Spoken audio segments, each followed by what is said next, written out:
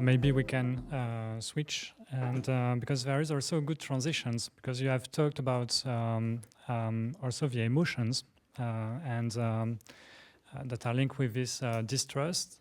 Et je voudrais passer du coup la parole à la prochaine intervenante, donc, qui est Madame Hélène Jalin, qui est en ligne et qui justement va nous parler un peu de la thématique un peu psychologique aussi sur les ressorts de cette défiance. Merci beaucoup pour votre invitation à cette conférence. Moi, je suis donc psychologue et je viens de terminer une thèse qui porte sur l'éco-anxiété, donc l'anxiété vis-à-vis du changement climatique, mais ce qui m'a intéressée beaucoup plus à mesure que j'avançais sur cette thèse, c'était plutôt l'inverse. Pourquoi on n'était pas tous et toutes éco-anxieux? Donc comment expliquer le climato-scepticisme qui concerne encore un tiers de la population en moyenne, hein. Donc, un tiers de la population, là-dedans, on a des personnes qui ne croient pas du tout à la réalité du changement climatique, et la plupart d'entre eux, 2 tiers de ces personnes-là, pensent plutôt qu'il n'est pas causé par une activité humaine. Donc, dans ma présentation, je vais répéter certaines des choses qui ont déjà été dites, hein, je m'en excuse, c'est pas toujours très facile de passer après d'autres personnes. Par ailleurs, je vais, en bonne psychologue, sortir un peu du niveau méta pour m'intéresser plutôt à ce qui se passe au niveau individuel et ce qui peut expliquer les réactions dont vous venez tous de parler. D'abord, pour dire que la défiance vis-à-vis de la science, elle ne concerne pas spécialement les personnes qui ne soient pas intelligentes, qui ne sont pas cultivées, qui n'ont pas fait d'études. Moi, j'ai en tête un professeur d'université de ma connaissance qui avait tous les diplômes requis et qui pourtant adhérait systématiquement à toutes les théories du complot. C'était déjà d'ailleurs assez intéressant à regarder. Une première chose, effectivement, pas forcément des personnes qui ne sont pas intelligentes ou qui ne sont pas cultivées. Et deuxièmement, comme je crois un des interlocuteurs l'a dit, c'est une défiance qui peut être assez sélective. On peut par exemple, à un niveau individuel, avoir tout à fait confiance dans la recherche en aéronautique et donc prendre systématiquement des avions, mais pas du tout croire les climatologues ou les professionnels de la santé. Donc ma conclusion et mon propos, c'est que finalement, cette défiance, elle a assez peu à voir avec l'intelligence et la rationalité, et elle a beaucoup à voir avec notre gestion du stress et notre gestion des émotions. Donc je vais commencer par dire que la science en elle-même, qu'on le veuille ou non, elle n'est pas totalement neutre pour moi. Alors ça n'engage que moi, hein, mais je pense que la science, elle est toujours porteuse de valeurs, notamment par le choix des sujets. Hein. Ce n'est pas du tout la même chose de s'investir dans la recherche dans le marketing et de travailler sur la biodiversité, par exemple. C'est porteur de valeur. Dans le domaine de la santé, ce n'est pas non plus la même chose de travailler sur la résolution de l'impuissance masculine ou de travailler sur le vaccin contre le paludisme. Donc la science en elle-même, elle est porteuse de valeur. Ensuite, on va avoir des intermédiaires qui vont rajouter des valeurs à cette science et à ces résultats scientifiques.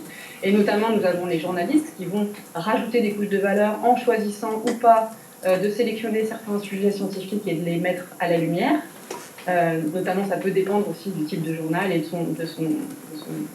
son adhésion un peu politique. Et puis, on a cette troisième couche de valeur qui est là, pour le coup, assez conséquente, qui est liée au fait que les politiques vont se saisir ou pas de certains sujets scientifiques et les mettre en application, en créant des réglementations ou des lois qui vont permettre d'appliquer en tout cas ces résultats scientifiques.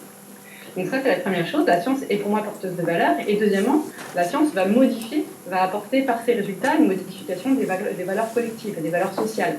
Notamment, avant, il y a une cinquantaine d'années, le divorce était considéré comme un fléau social quand on le présentait, quand on en parlait dans les médias. C'était considéré comme quelque chose qui allait mettre la société en déliquescence et qui allait séparer les gens, en gros, abolir le lien social. Et puis les sociologues se sont intéressés au sujet et qui ont pu présenter le divorce comme un phénomène qui pouvait aussi créer de la liberté, de la libération notamment de certaines femmes. Et ça a apporté un autre éclairage sur ce phénomène de divorce qui pouvait être considéré dès lors comme plus positif et plus peut-être intéressant pour une certaine frange de la population. La sobriété, pareil, c'est quelque chose qui est présenté comme une solution par un certain nombre de climatologues, mais ça va se percuter de plein fouet avec certaines autres valeurs, comme par exemple le fait que la consommation soit une manifestation de la liberté individuelle, ce qui est encore une valeur qui est très présente dans nos sociétés, notamment aux États-Unis aussi. Mais vous voyez que là, les scientifiques viennent, par leurs conclusions, percuter des valeurs qui sont des valeurs qui nous tiennent aussi en tant que société.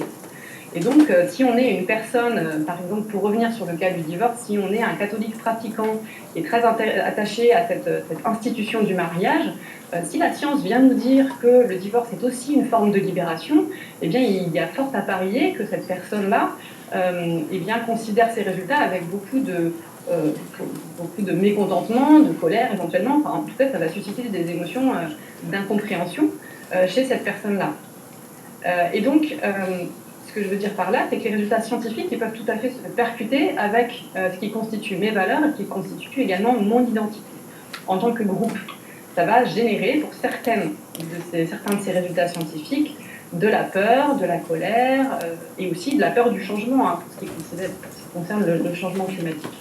Et donc, on va mettre en place, à l'échelle individuelle, des choses qui sont désormais largement étudiées par les psychologues, des stratégies de régulation de ce stress qui vont passer par diverses formes de ce qu'on appelle désormais du déni. Hein. C'est-à-dire, on va critiquer le messager, on va être dans le déni aussi de notre propre responsabilité quand il s'agit du changement climatique. Hein. C'est pas pour rien si la forme de climato-scepticisme qui se développe à l'heure actuelle, c'est vraiment le déni de la responsabilité humaine dans le changement. Mais il existe aussi d'autres formes de déni. L'une d'entre elles, d'ailleurs, c'est assez intéressant vis-à-vis du sujet de cette conférence, le technosolutionnisme qui considère que, à l'inverse de tout ce qu'on vient de dire jusqu'à maintenant, que la science va nous sauver face à la crise environnementale. Or, à l'heure actuelle, pour l'instant, il n'existe pas, à ce que je sache, à ma connaissance, de pistes réellement décisives de technologies qui pourraient nous sauver du dérèglement climatique. Et donc, c'est aussi une forme de déni qui consiste à nier l'impératif de sobriété dans nos sociétés et qui donc va miser sur la science pour nous sauver. Et donc, vraiment le cœur de mon propos ici, c'est de dire que ce sont les émotions, le stress, qui vont guider nos manières de penser, et en particulier le choix de ce qu'on va décider de croire ou de ne pas croire. Et finalement, la rationalité, elle a assez peu de poids dans cette décision qui se passe probablement de manière relativement inconsciente aussi. Finalement, quand on étudie ces mécanismes-là, malgré ce que Descartes avait voulu nous faire croire, finalement, c'est les émotions qui vont avoir beaucoup plus de poids décisionnel que la rationalité. Preuve en est, hein, s'il fallait citer un exemple, par exemple, les personnes qui sont phobiques des oiseaux sous nos latitudes et qui sont quand même relativement fréquents, hein, c'est une pathologie qui est très fréquente en psychologie. Les personnes qui souffrent de cette phobie-là savent très bien que les oiseaux ne sont pas dangereux sous nos latitudes, et pourtant, si on met un oiseau dans une pièce avec eux, ils vont partir en courant, les émotions ont gagné, la rationalité a perdu. Donc ça, c'est des phénomènes qui se passent à l'échelle individuelle et qui vont nous amener donc à créer des croyances qui vont nous permettre de réduire notre niveau de peur, notre niveau de colère, notre niveau d'incompréhension, et tout ce qui peut remettre en cause notre identité, ce qui va fonder notre identité. Et par exemple, pour les impératifs de sobriété, eh bien, cette identité basée sur le fait que nous croyons dans la loi, la main secrète du marché, sur la croissance comme seule solution pour nos sociétés modernes et pour qu'elles perdurent. Ça, c'est à l'échelle individuelle. Et ensuite, il va se passer d'autres phénomènes qui vont être beaucoup plus collectifs, avec des effets d'agrégation des peurs, hein, des inquiétudes et toutes ces émotions. Déjà, un résultat assez intéressant est que les mécanismes émotionnels dont je vous parle sont beaucoup plus intenses, donc le fait de se créer des réalités parallèles, sont beaucoup plus intenses quand le niveau global de stress est plus fort. Confère, au moment du 11 septembre, eh bien, toutes les théories du complot qui sont nées autour des attentats, confère aussi le Covid. Le Covid, il est intéressant pour ça parce que on voit bien que la vaccination, elle a toujours fait l'objet d'un certain nombre de théories du complot, mais qui s'exprimaient à bas bruit dans la société, alors qu'on vaccine tous nos enfants. C'est même obligatoire pour rentrer à l'école. Mais au moment de la crise du Covid, eh bien, le niveau de stress a monté dans la population, et en fait, ces théories complotistes, anti-vax, ont pris énormément de poids et d'ampleur. Donc on voit bien que la théorie ici que je développe, c'est que le stress augmentant, eh bien, on va avoir plus de phénomènes du complot parce que ça génère des émotions qu'on a du mal à gérer. Et donc, on va se construire des réalités parallèles. Il y a un deuxième résultat qui est assez intéressant, qui est que la colère, une émotion particulière, va nous donner davantage de confiance dans la démarche de créer des réalités alternatives. Quand on se sent en colère de quelque chose, eh bien, on va créer, si on a cette tendance à créer des réalités alternatives, on va avoir plus de confiance dans ces réalités alternatives que l'on crée. Deuxièmement, ça je pense que ça a été déjà beaucoup dit par plusieurs intervenants, il y a une importance énorme de la norme sociale. Vous voyez qu'aux États-Unis, l'un des principaux déterminants de l'attitude vis-à-vis du changement climatique, est-ce que je suis climato-sceptique, est-ce que je crois à la réalité du changement climatique, c'est le fait d'être soit républicain, soit démocrate. Si le dogme proposé par les républicains est de ne pas croire à la réalité du changement climatique, eh bien pour ne pas perdre notre identité républicaine, notre adhésion à ce groupe social en particulier, est quelque chose qui est très structurant aux États-Unis, de savoir si on est républicain ou démocrate. Si je veux continuer à adhérer à ce groupe social-là, eh bien je vais adhérer naturellement à tout ce qui est proposé en termes d'idéologie par ce groupe social-là. Et le problème, c'est que par ce phénomène, on va aussi créer des nouvelles identités autour de ces croyances qui sont désormais des croyances alternatives. Vous voyez bien que les groupes anti-vax qui se sont constitués au moment du Covid, désormais ils existent, ils constituent une communauté qui reste active sur les réseaux sociaux et qui vont travailler sur d'autres croyances lorsque ce sera le moment et que ça servira un peu leurs intérêts. Donc on a la création d'une communauté complotiste qui existait déjà, pour faire évidemment l'histoire de 11 septembre, mais qui s'est considérablement accrue du fait des outils numériques et qui continue à prospérer aujourd'hui. D'ailleurs, les réseaux, c'est intéressant de regarder que les réseaux anti-vax et les groupes numériques climato-sceptiques, ils sont extrêmement imbriqués finalement.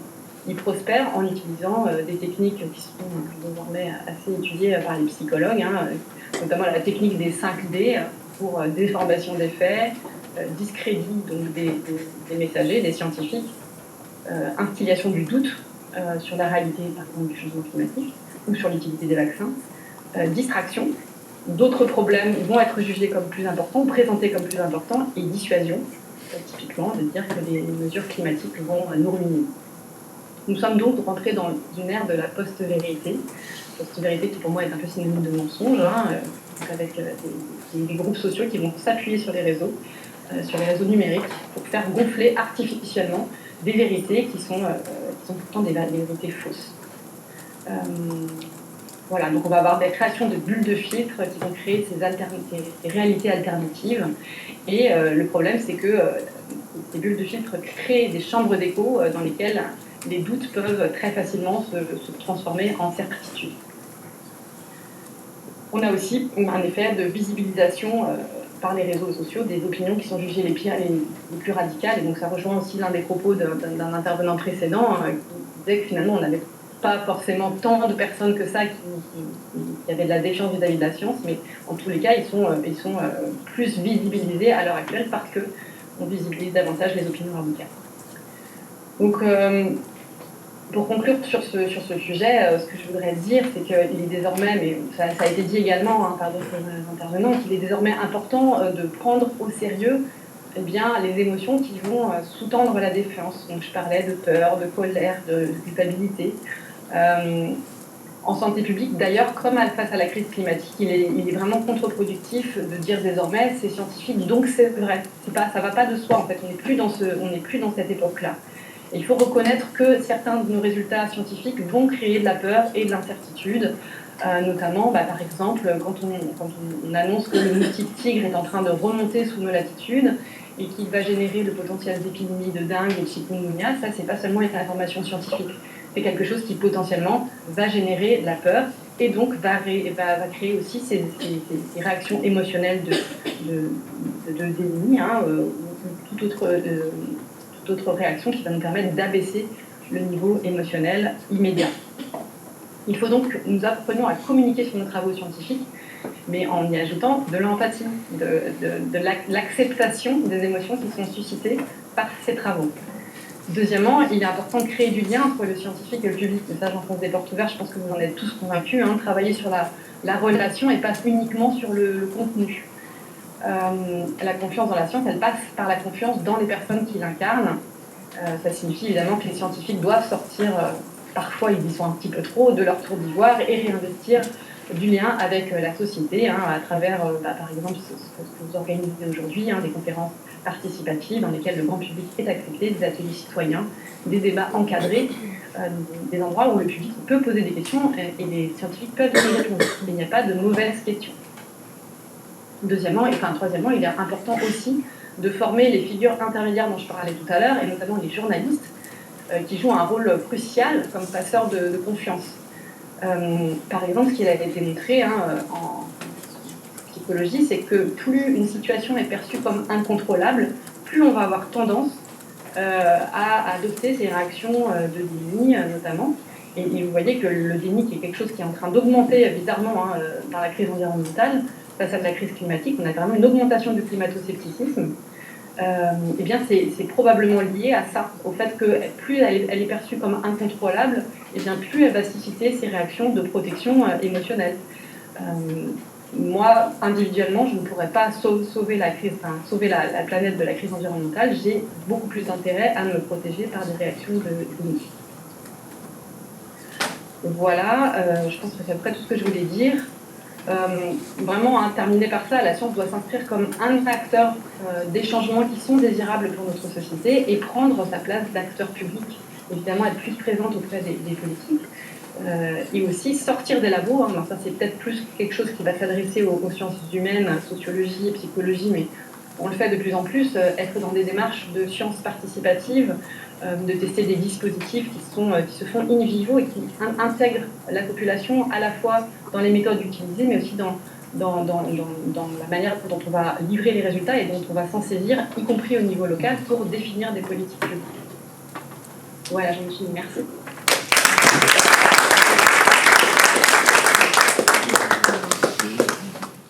Merci beaucoup pour cet éclairage sur le rôle et le poids des émotions dans ces questions sur la défiance envers la science. Est-ce qu'on a le temps là, pour une ou deux questions?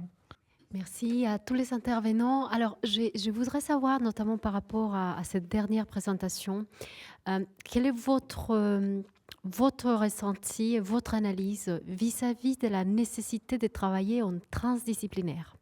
Alors, on entend beaucoup des projets, notamment, je reviens à la présentation qui a été faite par les collègues de l'UCNAM, dont il y a énormément de projets et de financements qui travaillent autour de cette idée de la pluridisciplinarité, de l'interdisciplinarité, voire de la transdisciplinarité, comme un élément qui nous permet justement de conjuguer les sciences et puis après de pouvoir travailler ensemble pour donner des éléments qui soient éclairants pour la société et pour les politiques publiques. Or, et je l'ai dit dans les cadres des différents projets où j'ai eu l'occasion de participer, ça c'est quelque chose d'extrêmement complexe. Il y a toujours un élément de travail en silo par les différents chercheurs, non seulement parce que il y a une méfiance vis-à-vis des autres, mais parce qu'on a des codes différents, parce que je sens qu'il y a toujours un élément où il y a cette division dont vous parlez très bien entre sciences dures et celles qui ne le sont pas. Et finalement, ce qui est du ressort de la science politique ou de la sociologie ou de l'anthropologie ne rentre pas vraiment dans les mêmes codes. Et donc, quand on demande cette transdisciplinarité qui, me semble, est compliquée et en même temps nécessaire, je voudrais savoir, et vraiment c'est une question ouverte pour tous les intervenants parce que je pense que vous avez fort heureusement donné tous des éléments, comment pourrait-on approcher cet élément d'une manière beaucoup plus concrète et qui soit à la fois un élément nous permettant d'éclairer les décisions publiques? Cette réponse, ça s'adresse à tous les intervenants. Je ne sais pas si je dois y répondre du coup. Je ne vois pas si les autres veulent intervenir. Moi, personnellement, vous prêchez vraiment une convaincue. Moi, je suis une chercheuse récente puisque j'ai fait une reconversion. Avant, j'étais ingénieure et j'ai beaucoup de mal à comprendre parfois à quel point les labos restent fermés les uns sur les autres. Dans mon université, on a le labo de psychologie et à l'étage au-dessus, on a le labo de sociologie. Et en fait, ils n'ont jamais travaillé ensemble sur aucun projet. Et là, je viens de proposer un projet justement en lien avec la transition écologique dans les maisons de santé. Et donc je me suis associée avec une chercheuse de sociologie du niveau du dessus, hein, et donc on va créer ce type de collaboration, mais vous voyez bien que dans nos matières en particulier, il est extrêmement intéressant de savoir ce qui vient de l'individu et ce qui vient de la société et ce qui va définir nos comportements et nos manières d'agir. Ça me paraît même indispensable d'avoir les deux approches pour vraiment bien comprendre ce qui motive nos comportements et ce qui va motiver nos fonctionnements également collectifs. Donc moi, j'en suis persuadée de ça. Oui, c'est difficile de prendre la parole parce qu'on a l'impression, je n'ai pas trouvé le bouton pour dire que je la voulais et qu'on me la fasse. Donc pardonnez-moi parce que je fais un petit coup de force pour la prendre, mais ceci étant fait, cette question de la pluridisciplinarité ou de l'interdisciplinarité relève là aussi de situations extrêmement différentes. D'abord, le mot pluridisciplinarité et interdisciplinarité n'est pas utilisé de la même manière dans les diverses disciplines en question. Et puis, en second lieu ou en premier lieu, de quoi parle-t-on quand on parle de discipline? Est-ce qu'on parle des catégories de champs professionnels et de carrières déterminées en France par le Conseil national des universités, ou est-ce qu'on parle plutôt de constellations très labiles entre un noyau dur et puis des frontières qui peuvent être voisines à d'autres, que sont plutôt la conception qu'on a des disciplines au plan, on va dire, scientifique en général, avec toutes les précautions, et de plus, il y a vraiment quelque chose de très différent entre des disciplines qui se veulent interdisciplinaires parce qu'elles sont appliquées en design, urbanisme, architecture, etc., où la notion de pluridisciplinarité est conçue avec les professionnels, ou d'autres pluridisciplinarité, interdisciplinarité, comme en médecine, où on est sur des zones, où c'est très développé, où on est sur des zones où la pluridisciplinarité peut être beaucoup plus entre, par exemple, biologie ou biotech et modélisation, etc. Donc il faut regarder de quoi on parle, et puis ça c'est une première chose, et c'est très différent selon les zones. Alors après, pour ce qui concerne les méthodes, si j'ose dire, de pluridisciplinarité, ça va dépendre très clairement de ces disciplines, justement, de ces champs disciplinaires et épistémiques. Dans les domaines d'art appliqué, où l'institutionnalisation des disciplines précisément est en cours, la pluridiscipline ou l'interdiscipline est érigée en art, si j'ose dire, mais pédagogique. C'est-à-dire qu'il s'agit, à travers des actions précises, de projets, le design thinking, toute une série de vocabulaires qui peuvent exister, hein, il s'agit de mettre ensemble des gens venant d'horizons professionnels différents, et d'ailleurs des professionnels vus au sens des académiques, alors que dans d'autres cas, il s'agit de méthodes. Mais vous avez raison, madame, la personne qui a posé la question, lorsqu'on regarde au détail dans la valorisation des carrières, eh bien, on est en difficulté, et dans la réalité, vous venez de donner, Madame Jalin, une réalité que tous les académiques de la terre entière vivent. La personne du laboratoire d'à côté, dans le couloir d'à côté, eh bien, on la connaît parce qu'on boit un café éventuellement avec, mais on n'a aucun lien direct avec. Il y a donc des silos. Là-dessus, c'est un vieux débat.